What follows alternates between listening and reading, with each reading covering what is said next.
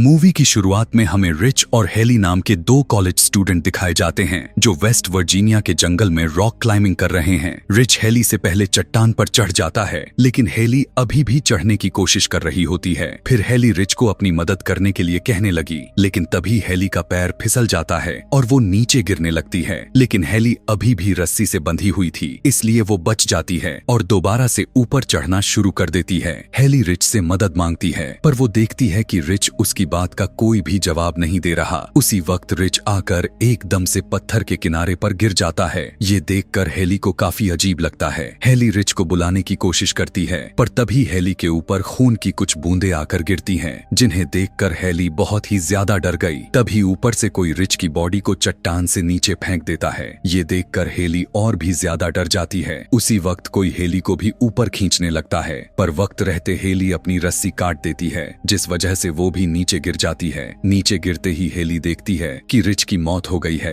और कोई बहुत ही तेजी से उसकी तरफ बढ़ रहा है। इसलिए हेली जल्दी से अपनी जान बचाकर भागना शुरू कर देती है, लेकिन तभी हेली का पैर एक कंटीली तार में उलझ जाता है, जिस वजह से वो नीचे गिर जाती है और कोई घसीटकर हेली को जंगल के अंदर ले जाता है। इसके बाद सीन बदलता है और हम क्रिस नाम के लड़के को देखते हैं। क्रिस एक मेडिकल स्टूडेंट है और अपनी बिजनेस मीटिंग के लिए वेस्ट वर्जीनिया जा रहा है, लेकिन रास्ते में जाते वक्त क्रिस ट्रैफिक में फंस गया। एक ट्रक वाला क्रिस को बताता है कि ट्रैफिक कुछ घंटे बाद खुलेगा, क्योंकि आगे एक ट्रक पलट गया है। ये सुनकर क्रिस वेस्ट वर्जीनिया जाने के लिए दूसरा रास्ता देखने की ट्राई करता है और वो एक फ्यूल स्टेशन तक पहुंच जाता है। क्रिस देखता है कि उस फ्यूल स्टेशन पर एक बहुत ही अजीब सा दिखने वाला आदमी बैठा हुआ है। क्रिस उससे फोन के बारे में पूछता है, जिसे देखकर वो आदमी क्रिस को फोन की तरफ इशारा कर देता है। जब क्रिस फ्यूल स्टेशन के फोन से कॉल करने की कोशिश करता है तो वो देखता है कि फोन खराब है। तभी क्रिस फ्यूल स्टेशन पर लगा हुआ एक मैप देखता है, जिसके अंदर वर्जीनिया जाने के लिए एक शॉर्टकट का रास्ता था। इसलिए क्रिस उस शॉर्टकट के रास्ते से वर्जीनिया जाने लगता है, जो कि जंगल के बिल्कुल बीच में से था। तभी क्रिस की नजर एक हिरण पर जाती है, जो रास्ते पर मरा पड़ा था। उसे देखकर क्रिस का ध्यान भटक जाता है और उसकी गाड़ी का एक दूसरी गाड़ी के साथ एक्सीडेंट हो जाता है, लेकिन क्रिस उस एक्सीडेंट के अंदर बच गया। दरअसल वो गाड़ी कुछ कॉलेज स्टूडेंट्स की थी, जो इस जंगल में कैंपिंग करने आए थे। क्रिस उन सभी से कहता है कि मैं तुम्हारी गाड़ी के नुकसान की भरपाई कर दूंगा। फिर क्रिस उनसे पूछता है कि आखिर तुमने अपनी गाड़ी रास्ते पर ही क्यों खड़ी कर रखी है, जिस पर एक जैसी नाम की लड़की क्रिस को बताती है कि किसी ने रास्ते में कटीली तारें बिछा रखी थीं, जिनकी वजह से हमारी गाड़ी का टायर पंक्चर हो गया। जैसी अपने दोस्तों से कहती है कि पास ही एक फ्यूल स्टेशन है, मैं वहाँ का फोन यूज करके मदद मांगने की कोशिश करके आती हूँ। जैसी की बात सुनकर क्रिस उसे कहता है कि इसका कोई भी फायदा नहीं है, क्योंकि मैं अभी अभी वहीं से आया हूँ, वहाँ का फोन काम नहीं करता है। ये जानकर जैसी कार्ली और नताशा के साथ क्रिस भी जंगल में मदद ढूंढने के लिए चले जाते हैं, लेकिन इवान और फ्रांसीन अपनी गाड़ी के पास ही रुकने का फैसला करते हैं। उधर सभी लोग मदद ढूंढने के लिए जंगल के और भी ज्यादा अंदर चले गए थे।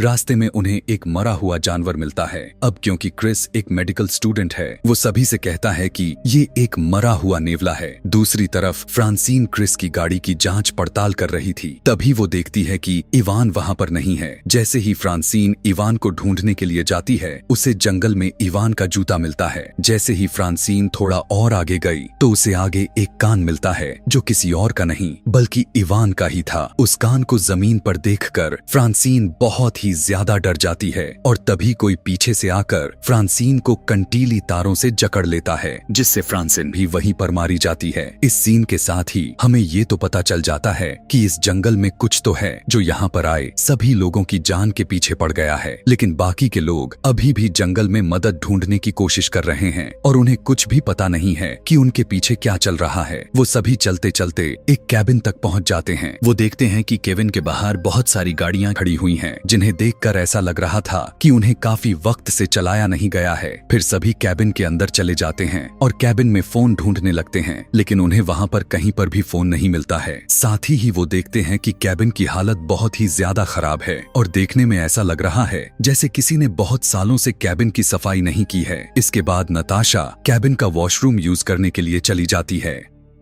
जहाँ पर उसे बाथटब में एक लाश मिलती है, जिसे देखकर नताशा बहुत ही ज्यादा डर जाती है। दूसरी तरफ बाहर जैसे ही क्रिस फ्रिज को खोला, उसे वहाँ पर इंसानी शरीर के टुकड़े मिलते हैं, जिसे देखकर क्रिस भी घबरा जाता है। इधर जैसी को भी कैबिन में कंटीली तारें मिलती हैं, जिन्हें देखकर वो समझ गई थी कि कोई तो कैबिन में रहता है जिसने इन्हीं कंटीली तारों से उनकी गाड़ी को पंक्चर किया था। इसके बाद सभी दोबारा से इकट्ठा हो जाते हैं और कैबिन से निकलने की कोशिश करने लगते हैं, क्योंकि उन्हें पता चल गया था कि वो सभी इस कैबिन में बिल्कुल भी सेफ नहीं हैं। तभी वो देखते हैं कि कैबिन की तरफ एक ट्रक आ रहा है, जो अपने साथ उनकी गाड़ियों को भी टो करके लेकर आ रहा था। सभी लोग उस ट्रक को देखकर बहुत ही ज्यादा घबरा जाते हैं और पीछे के रास्ते से कैबिन से निकलने की कोशिश करने लगते हैं, लेकिन पीछे का रास्ता भी ब्लॉक था। इसलिए उन लोगों के अंदर आने से पहले क्रिस और जैसी एक बेड के नीचे छुप जाते हैं और कार्ली और नताशा स्टोर रूम में छुप जाते हैं। तभी कैबिन में कुछ लोग एंटर होते हैं, जिन हैवानों का चेहरा हमें पहली बार दिखाई देता है, जो दिखने में बहुत ही ज्यादा डरावने हैं। लेकिन इस कैबिन में सिर्फ एक नहीं बल्कि 3 लोग रहते हैं, जो किसी मॉन्स्टर्स से कम नहीं हैं। दरअसल ये म्यूटेंट कैनिबल है, जो इंसानी मांस खाते हैं। एक म्यूटेंट बेड के पास फ्रांसीन की लाश को डाल देता है, जिसकी हालत बहुत ही ज्यादा खराब थी। उसे देखकर क्रिस और जैसी के पैरों के नीचे से जमीन निकल जाती है। वो दोनों बस किसी तरीके से खुद को शांत रखने की कोशिश कर रहे थे।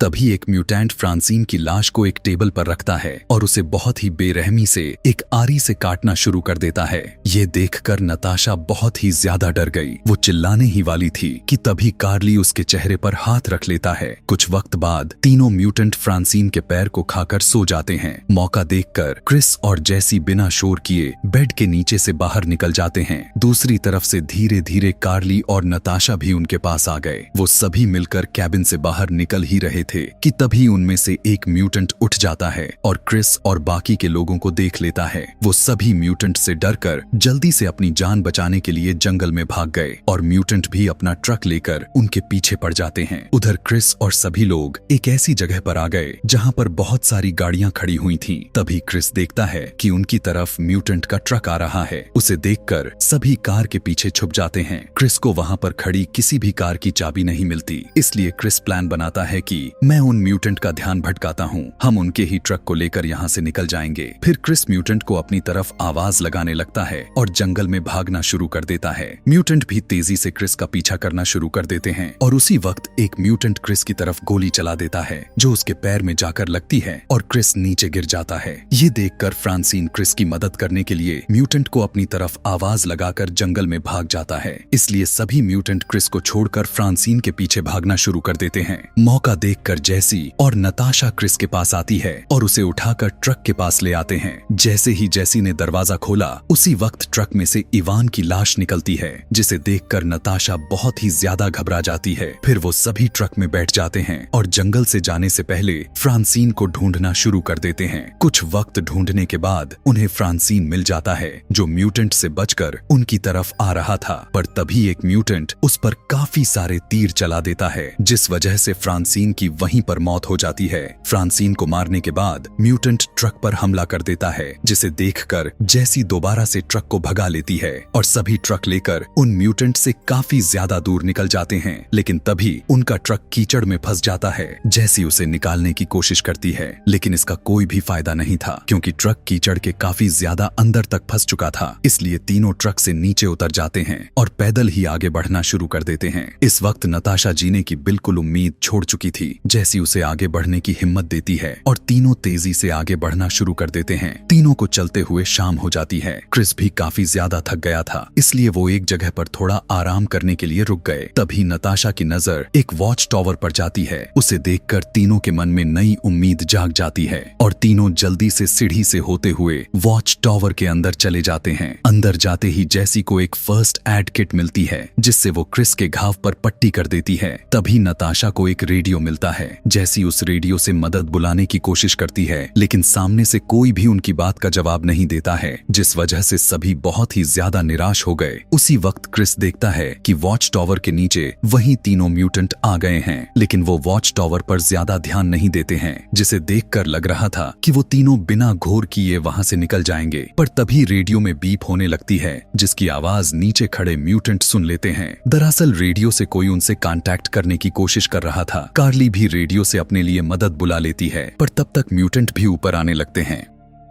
ये देखकर तीनों मिलकर कैबिन के दरवाजे के ऊपर भारी सामान रख देते हैं ताकि म्यूटेंट दरवाजा खोलकर अंदर ना आ पाए, लेकिन कुछ वक्त के लिए कोई भी हलचल नहीं होती और यही देखकर तीनों को लगता है कि म्यूटेंट वहां से चले गए हैं, लेकिन उसी वक्त कैबिन में धुआं आने लगता है। ये देखकर तीनों समझ जाते हैं कि म्यूटेंट ने उनके कैबिन को आग लगा दी है। अब उनके पास वॉच टावर से कूदने के अलावा और कोई भी ऑप्शन नहीं बचा था। क्रिस देखता है कि उनके कुछ ही नीचे पेड़ की टहनियां हैं, इसलिए क्रिस सबसे पहले वॉच टावर से छलांग लगा देता है और एक टहनी को पकड़ लेता है। क्रिस के बाद नताशा छलांग लगा देती है, वो भी एक टहनी को पकड़ लेती है। उसके बाद जैसी भी वॉच टावर से कूद गई और वो भी पेड़ पर लटक जाती है, पर म्यूटेंट भी उन्हें पेड़ पर देख लेते हैं और उनमें से एक म्यूटेंट पेड़ पर चढ़ना शुरू कर देता है। उससे बचने के लिए क्रिस और जैसी टहनी पकड़कर दूसरे पेड़ पर चले जाते हैं, लेकिन नताशा उनसे पीछे रह गई थी। म्यूटेंट भी आसानी से उस तक पहुंच जाता है और अपनी कुल्हाड़ी से उस पर हमला कर देता है, जिससे नताशा की मौत हो जाती है। नताशा की मौत से क्रिस और जैसी बहुत ही ज्यादा दुखी हो जाते हैं। फिर वो म्यूटेंट उन दोनों की तरफ बढ़ना शुरू कर देता है, पर उसके आने से पहले क्रिस और जैसी एक प्लान बनाते हैं। जैसी म्यूटेंट को अपनी तरफ बुलाने लगती है। जैसे ही म्यूटेंट जैसी के पास आया, उसी वक्त क्रिस एक टहनी को छोड़ देता है। टहनी जोर से लगने की वजह से म्यूटेंट पेड़ के ऊपर से नीचे गिर जाता है। फिर क्रिस और जैसी दोनों सही सलामत एक झरने के पीछे आकर छुप जाते हैं। उस वक्त वहां पर म्यूटेंट भी गुजर रहे थे, लेकिन उनकी नजर क्रिस और जैसी पर नहीं जाती है और वो वहां से निकल जाते हैं। अगली सुबह दोबारा से आगे बढ़ने लग गए। वो चलते चलते देखते हैं कि रोड उनके बहुत ही ज्यादा करीब है। उस रोड को देखकर दोनों ही काफी ज्यादा खुश हो जाते हैं, पर उनकी खुशी ज्यादा वक्त तक नहीं रहती है, क्योंकि म्यूटेंट आकर दोबारा से उन पर अटैक कर देता है। एक म्यूटेंट क्रिस को खाई से नीचे धक्का दे देता है और दूसरा म्यूटेंट जैसी को अपने साथ ले जाता है। तभी क्रिस देखता है रोड पर पुलिस की गाड़ी आ रही है। क्रिस जल्दी से मदद मांगने के लिए रोड पर चला जाता है और कार को रोक देता है। जैसे ही ऑफिसर कार से नीचे उतरा, क्रिस उससे मदद मांगने लगता है और कहता है कि म्यूटेंट ने मेरे दोस्तों को मार दिया है। पर उसी वक्त एक तीर आता है जो ऑफिसर की आंख में लगता है, जिससे उसकी वहीं पर मौत हो जाती है। दरअसल ये तीर म्यूटेंट ने चलाया था, पर क्रिस म्यूटेंट से बचने के लिए छुप जाता है। फिर म्यूटेंट पुलिस कार के पास आता है और ऑफिसर को कार की बैक साइड डाल देता है और कार में बैठकर वहां से जाने लगा। पर क्रिस जैसी को बचाने के लिए कार के नीचे लटक जाता है और कार के नीचे लटक कर कैबिन तक पहुंच जाता है। कार में बैठा म्यूटेंट जल्दी से नीचे उतर जाता है और ऑफिसर की लाश को कैबिन के अंदर ले जाकर काटना शुरू कर देता है। उस वक्त हम वहां पर जैसी को भी देखते हैं, जो अभी तक जिंदा थी और म्यूटेंट ने उसे बांध रखा था। म्यूटेंट जैसी को अपने चाकू से काटने ही वाला था कि तभी कैबिन के दरवाजे पर आग लग जाती है। जैसे ही म्यूटेंट देखने के लिए गया, उसी वक्त क्रिस ट्रक लेकर आता है और कैबिन को तोड़कर अंदर आ जाता है, जिससे एक म्यूटेंट ट्रक के नीचे फंस जाता है। जैसे ही क्रिस ट्रक से नीचे उतरा, उसी वक्त दूसरा म्यूटेंट उस पर हमला कर देता है, लेकिन क्रिस उसका डटकर सामना करता है और उसे भी घायल करके नीचे गिरा देता है। फिर क्रिस जल्दी से जैसी के पास जाकर उसकी रस्सी खोलने लगा। क्रिस ने अभी एक हाथ की रस्सी ही खोली थी कि तभी वही म्यूटेंट दोबारा से खड़ा हो जाता है और क्रिस पर हमला कर देता है और क्रिस को अपनी कुल्हाड़ी से मारने ही वाला था कि तभी जैसी आकर उस म्यूटेंट के सर में तीर घुसा देती है, जिससे उसकी वहीं पर मौत हो जाती है। पर अभी भी तीसरा म्यूटेंट बचा था, वो भी उन दोनों पर हमला कर देता है, पर क्रिस और जैसी मिलकर उस म्यूटेंट को भी मौत के घाट उतार देते हैं। दोनों उन म्यूटेंट को मारकर थोड़ा रिलैक्स हो जाते हैं, लेकिन वो म्यूटेंट मरे नहीं थे, वो दोबारा से खड़े होने लगते हैं। ये देखकर क्रिस जैसी को बाहर ले आता है, साथ ही उसके पास एक गन भी थी जिसके अंदर सिर्फ एक गोली बची है। तभी क्रिस को ऑफिसर की गाड़ी के पीछे फ्यूल का कंटेनर दिखाई देती है और क्रिस जल्दी से उस पर गोली चला देता है, जिससे वो कंटेनर ब्लास्ट हो जाता है, जिस ब्लास्ट के अंदर तीनों म्यूटेंट भी मारे जाते हैं। फिर क्रिस और जैसी दोनों म्यूटेंट का ट्रक लेकर वहां से निकल गए और सीधा फ्यूल स्टेशन पर आकर रुकते हैं। फ्यूल स्टेशन वाला वही पागल आदमी ट्रक को आता हुआ देखकर अपने दरवाजे बंद कर लेता है। फिर क्रिस ट्रक से नीचे उतरता है और फ्यूल स्टेशन पर लगा हुआ मैप फाड़ देता है और दोबारा से ट्रक में बैठकर वहां से चला जाता है। इसी के साथ ये मूवी यहीं खत्म हो जाती है।